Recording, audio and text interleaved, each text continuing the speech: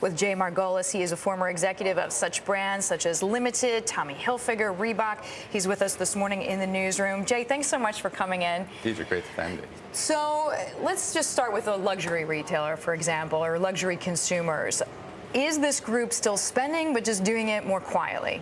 I think this consumer, since Black Friday, since Christmas, has been experimenting. I think they've been going to many different places.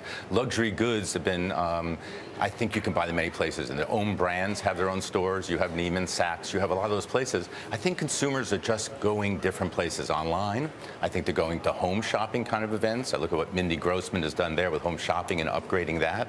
And you think of just all the channels you can buy in, and that's what's splitting consumer need. But even in this morning's data, personal income slightly higher than expected, personal spending slightly lower. So it's still hard for retailers to get our money out of our pockets, right, comparatively speaking.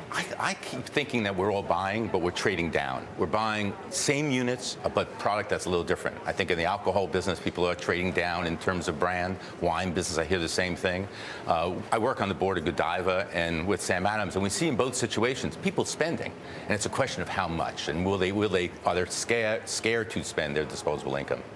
So what seems to make the difference right now, Jay, in this tough environment for retailers? How are they getting us? If they're getting our money, how are they doing it? It's all about the experience and innovation. When you go into an Apple store and you see the experience and you see this tribe that Steve Jobs built. Everything's so neat and clean, especially for New Yorkers. There's so much space. You feel like it's not cluttered, right? And the hospitality, the level of service, the level of commitment, the level of knowledge. I think of Lululemon in the apparel business, in this yoga world growing because they're going to have yoga classes. I think of Starbucks testing now new coffee shop kind of venues in Seattle. You read that and you go, well, you know, a lack of innovation will cause consumers not to buy, but newness, excitement, creating that, I think it's such a wonderful time at retail, such a wonderful time to experiment, to test, to move forward. I think of how Victoria's Secret keeps inventing new things to get new consumers in the door, launching, testing, trying.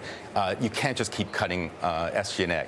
I think we went through a Christmas where, you know, costs are cut, but so is service in some places. Apple doesn't seem to be stopping. He keeps innovating, and I think that's just exciting for all of us.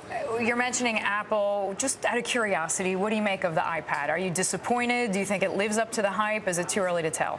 He is one of the great brand creators I've seen. I always look studying Nike in my role in the sneaker business, watch them and how good they are.